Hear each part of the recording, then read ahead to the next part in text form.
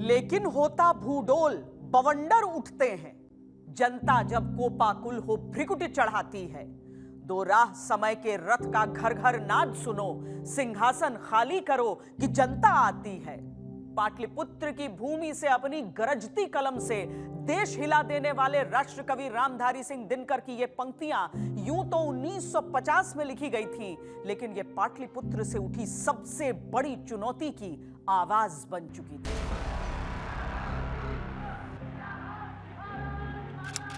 पांच जून 1974, गांधी मैदान, पटना। 29 जिलों से आए लाखों लोग जेपी का साथ देने के लिए पटना के गांधी मैदान में इकट्ठा हो चुके थे। दोपहर के लगभग 2:45 बजे जेपी ने गांधी मैदान में प्रवेश किया। इसी गांधी मैदान में अपने भाषण में जयप्रकाश नारायण ने क्रांति को संपूर्ण क्रांति में बदलने का आह्वान किया। ये क्रांति है मित्रों, और संपूर्ण क्रांति। जेपी जयप्रकाश नारायण जो थे, ये बहुत दूरदर्शी व्यक्ति थे। इन्होंने छात्रों से कहा कि आपका आंदोलन केवल छात्र तक सीमित नहीं होना चाहिए, इसे पूरे संपूर्ण क्रांति में बदलना है। और संपूर्ण क्रांति तभी बदलेगा जब आपका उद्देश्य केवल सत्ता को हटाना नहीं है, बल्कि व्यवस्था परिवर्तन करने के लिए सामाजिक और आर्थिक लड़ाइयाँ भी लड़नी है। इसी के लिए उन्होंने आंदोलन आगे किया और देखते देखते ये जन आंदोलन में परिवर्तित हो गया। स्कूल कॉलेज का बहिष्कार शुरू हो गया। युवाओं के तेवर क्रांतिकारी हो गए। इंदिरा गांधी की बेचैनी बढ़ती जा रही थी। इंदिरा ने अब्दुल गफूर को हुक्म दिया कि आंदोलन हर हाल में दबाया जाए। इंदिरा गांधी बिल्कुल तानाशाह बनती गई और जिस तरह का व्यवहार उन्होंने जेपी के साथ में किया था, और कई बार उन्होंने बहुत हल्की बात कही थी। जो दूसरों के पैसों पर पलते हैं उनको नैतिकता बोलने का अधिकार नहीं है। इंदिरा जी सभी तरह के प्रयास करती थी। डिसइंफॉर्मेशन कैंपेन भी चलाती थी कि इसको पूंजीपति मदद कर रहे हैं। उस दौर में सीआईए का बड़ा हल्ला गुल्ला था कि सीआईए की मदद हो रही है। जो आंदोलन हुआ करता था यह स्वतंत्रता संग्राम का, उसमें दोनों जवाहरलाल और जेपी की एक तरीके से मिली भगत थी। हाँ, मिली भगत मतलब अच्छे सेंस में। तो इस पृष्ठभूमि पर इंदिरा जी समझती थी कि मैं अगर जो जेपी से अपील करूंगी तो वो मेरी बात सुन लेंगे और मैं उनको समझाऊंगी कि मेरे सामने क्या मुश्किलात हैं। तो उन्होंने बातचीत की, फिर उसके बाद चिट्ठी भी लिखी थी शायद, लेकिन वो बात बनी नहीं और ये आंदोलन फिर बढ़ता गया। इंदिरा के हुक्म की तामील करते हुए रांची, भागलपुर, मुजफ्फरपुर, मिथिला और जमशेदपुर समेत कई जगहों पर जबरदस्ती छात्रों को परीक्षा देने के लिए मजबूर किया गया। पुलिस ने लाठी डंडों से लेकर गोलीबारी तक का सहारा लिया, लेकिन छात्र अड़े रहे। पुलिस गोलीबारी में कुछ कम उम्र के छात्र मारे गए। जयप्रकाश नारायण ने शासन की इस ज्यादती के खिलाफ समाज के हर तबके से यह अपील की कि वो इस आंदोलन से जुड़ जाएं और पुलिस से उस आदेश को न मानने के लिए अपील की जिसको मानने के लिए उनकी अंतरात्मा गवाही न दे। हम लोगों के मन में था कि देश से भ्रष्टाचार मिटेगा, बेरोजगारी मिटेगी, देश का उन्नति होगा। इसी विश्वास से हम लोग जयप्रकाश जी को उस आंदोलन में शांत दिए थे। देश में तानाशाही आ गया था। इंदिरा गांधी के समक्ष कोई बोलने वाला नहीं था। सारी संस्थाएं इंदिरा गांधी वो पर हावी हो गई थी। उस समय कांग्रेस के लोग नारा लगाते थे कि इंदिरा ही कांग्रेस है और कांग्रेस ही इंदिरा है। जेपी आंदोलन की आग पूरे देश में धधकने लगी थी और दमन का चेहरा भयावह होता जा रहा था। 5 अक्टूबर 1974 को एक साथ कई जगहों पर पुलिस ने गोली चलाकर आंदोलन कुचलने की कोशिश की। केवल पटना में ही गोलीबारी से करीब 75 लोग मारे गए और 100 से ज्यादा लोग जख्मी हुए। जेपी आर पार की लड़ाई पर उतर आए। बेचैन परेशान इंदिरा ने अक्टूबर में अब्दुल गफूर को दिल्ली तलब किया। उमाशंकर दीक्षित इंदिरा का संदेश लेकर गफूर से मिले। उन्होंने कहा जेपी को 4 नवंबर से पहले गिरफ्तार कर लिया जाए, लेकिन गफूर ने हाथ खड़े कर दिए। उस समय तक आंदोलन बहुत बृहत रूप में फैल चुका था। अगर वह गिरफ्तार करते तो बिहार में बहुत बड़ा खून खराबा होता, इसलिए वो लाचार थे कि हम जयप्रकाश जी को गिरफ्तार नहीं करें। उन्होंने मुझे कहा कि मैडम चाहती हैं, यानी प्रधानमंत्री चाहते हैं कि आप 4 की रैली से पहले जेपी को गिरफ्तार कर लीजिए, नज़रबंद करिए, उनका हाउस अरेस्ट करिए, जैसे भी हो, लेकिन उनको रैली में नहीं जाने देना। अब्दुल गफूर ने 1 मिनट भी नहीं लगाया। उन्होंने गृह मंत्री उमाशंकर दीक्षित से कहा कि ये कलंक अब्दुल गफूर लेने के लिए तैयार रहे। इंदिरा ने राजा दिनेश सिंह और श्याम नंदन मिश्र को बातचीत का निमंत्रण देकर जेपी के पास भेजा।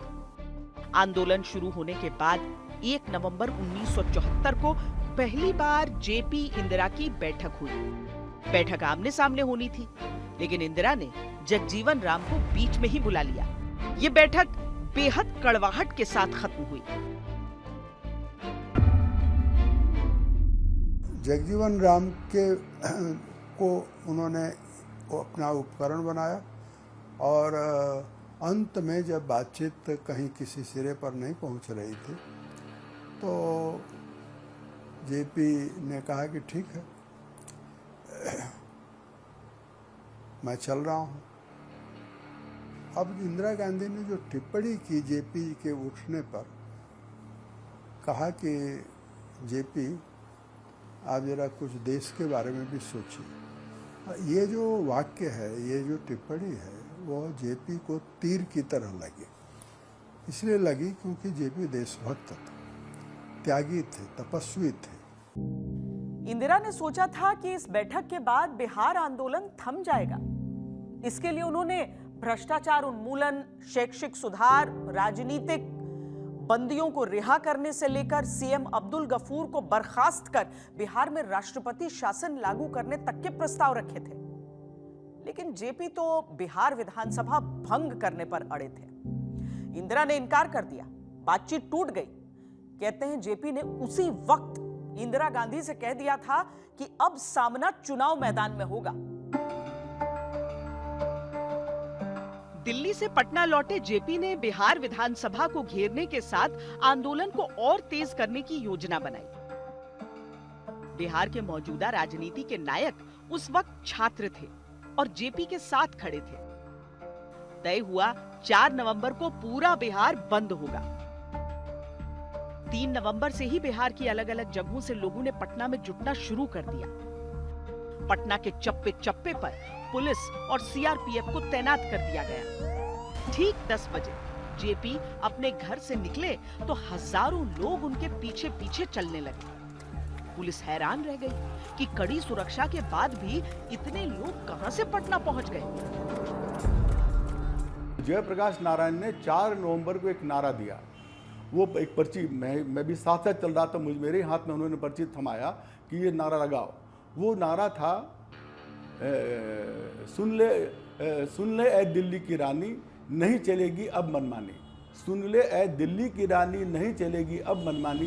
यह नारा जयप्रकाश नारायण ने जीप पर बैठे बैठे खुद अपने हाथों से एक कागज़ में लिखा था और मुझे दिया था, और ये नारा लगना शुरू हुआ। हम लोगों ने तो शुरू कर दिया। बाद में हम लोगों को आभास हुआ कि इस नारे की वजह से 4 नवंबर को यह जो 74 आंदोलन जो स्टार्ट शुरू हुआ था, यह सीधे केंद्र से उसकी टक्कर होने लगी। पुलिस ने प्रदर्शन को कुचलने के लिए लाठी और आंसू गैस का सहारा लिया। अचानक एक सुरक्षा कर्मी ने जेपी पर लाठी से प्रहार किया। किस्मत से यह प्रहार नानाजी देशमुख ने अपने हाथ पर ले लिया, पर कई लोग बुरी तरह जख्मी हुए। हजारों लोग गिरफ्तार किए गए। पूरा देश जेपी पर लाठी चलाए जाने की खबर से विचलित हो उठा। खलक खुदा का, मुल्क बादशाह का, हुक्म शहर कोतवाल का। खलक खुदा का, मुल्क बादशाह का, हुक्म शहर कोतवाल का। हर खासो आम को आगाह किया जाता है कि खबरदार रहें और अपने अपने किवाड़ों को अंदर से कुंडी चढ़ाकर बंद कर लें, गिरा लें खिड़कियों के पर्दे और बच्चों को बाहर सड़क पर ना भेजें, क्योंकि एक 72 बरस का बूढ़ा आदमी अपनी कांपती कमजोर आवाज में सड़कों पर सच बोलता हुआ निकल पड़ा है। पटना की सड़कों पर बरसी पुलिस की लाठी से जनता में आक्रोश था। राजनीतिक विकल्प का खाका बनने लगा। मोरारजी देसाई, चरण सिंह से वाजपेयी, आडवाणी और जॉर्ज फर्नांडिस तक एक कतार में नजर आने लगे। प्रशासनिक और चुनाव संबंधी सुधार किए जाएं, जिससे कि चुनाव सस्ते हों, सही तौर पर प्रतिनिधित्व संभव हो और प्रशासन जनता के निकट आए। बचपन में राष्ट्रीय चेतना। जेपी ने इस बात पर जोर दिया कि जनता ही सरकार होनी चाहिए, जिसका काम सत्ता परिवर्तन के बाद भी रहना चाहिए, जो नई सरकार पर अंकुश लगा सके। लेकिन तभी एक ऐसा हादसा हो गया जिसने एक तरफ जेपी आंदोलन की नींव हिला दी तो दूसरी तरफ पूरे देश को हैरत में डाल दिया। 2 जनवरी 1975 समस्तीपुर मुजफ्फरपुर बड़ी लाइन पर उद्घाटन के दौरान बम विस्फोट में 24 लोगों सहित केंद्रीय रेल मंत्री ललित नारायण मिश्र मारे गए। ललित नारायण मिश्र बिहार के बड़े नेताओं में शामिल थे। इंदिरा आंदोलन को थामने के लिए उनकी लोकप्रियता से आस लगाए बैठी थी। जयप्रकाश जी भी विकास बिहार का चाहते थे, देश का चाहते थे, और ललित नारायण मिश्रा बिहार का विकास चाहते थे, रेल के क्षेत्र में चाहते थे। वो अपने से काफ़ी मदद किए थे और बहुत जगह बड़ी लाइन बैठाया था, उन्होंने रेल का विकास किया था, जिसका कांग्रेस के आपसी द्वंद्व में उनकी हत्या की गई है। और आंदोलन से कोई मतलब नहीं था, आंदोलन विकास के लिए था उस समय। आंदोलन के कई विरोधियों ने इस हादसे का जिम्मेदार जेपी से जुड़े लोगों को ठहराया, लेकिन जेपी ने साफ कहा कि ललित नारायण मिश्र कभी भी उनके निशाने पर नहीं थे और आंदोलन में जुटी शांतिपूर्ण भीड़ इस बात की गवाह है कि वो कभी हिंसा के पक्षधर नहीं रहे। वैसे सवाल उठाने वालों ने तो इंदिरा पर भी सवाल उठाए। ललित नारायण मिश्र को रास्ते से इंदिरा गांधी ने हटवाया। जिस परिस्थितियों में उनकी मृत्यु हुई है दुर्घटना के बाद, वे परिस्थितियां निर्मित की गई और ये जान करके आज की पीढ़ी को बहुत आश्चर्य होगा कि ललित नारायण मिश्र की हत्या के रहस्य का मुकदमा अभी भी निचली अदालत में पड़ा हुआ। 50 साल से एक मुकदमा है जिसका निर्णय जिसकी सुनवाई ही नहीं होती है। चाहेगा वो होगा। आंदोलन की लपटें लहक। इसी दौरान 10 फरवरी को जेपी के काफिले पर बम से हमला किया गया। हादसे में जेपी बाल बाल बचे, पर इस घटना से पूरे देश में हलचल मच गई। इसी बीच 11 अप्रैल 1975 को इंदिरा गांधी ने अब्दुल गफूर की जगह जगन्नाथ मिश्र को बिहार सीएम की कुर्सी सौंप दी। जगन्नाथ मिश्र ललित नारायण मिश्र के भाई थे। इंदिरा ने सोचा ये एक दोहरा दांव साबित होगा। उन्होंने कहा कि गफूर जी, मैं आपका मंत्रालय बदलना चाहता हूँ। गफूर को मालूम था कि ये क्यों बदलना चाहते हैं। अब कोई अगर मंत्री पद का लालची व्यक्ति होता, राजनीतिक नेता, जो अब्दुल गफूर नहीं थे, तो वो कहता है कि ठीक है, आप बदल दीजिए, आपका अधिकार है। इसके विपरीत अब्दुल गफूर ने राजीव गांधी को चुनौती दी और उन्होंने वहीं पर इस्तीफा लिखा और बाहर निकल आए। तो ऐसे अब्दुल गफूर को मुख्यमंत्री पद से हटा करके इंदिरा गांधी ने 2 बातें की। एक तो भ्रष्टाचार को बढ़ावा देने के लिए और भ्रष्टाचार को शासन का एक शिष्टाचार बनाने के लिए उन्होंने जगन्नाथ मिश्र को मुख्यमंत्री बनाया।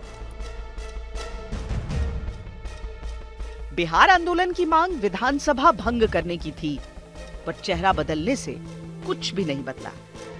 इसी के बीच इंदिरा गांधी के लिए अदालत से भी बुरी खबर आई।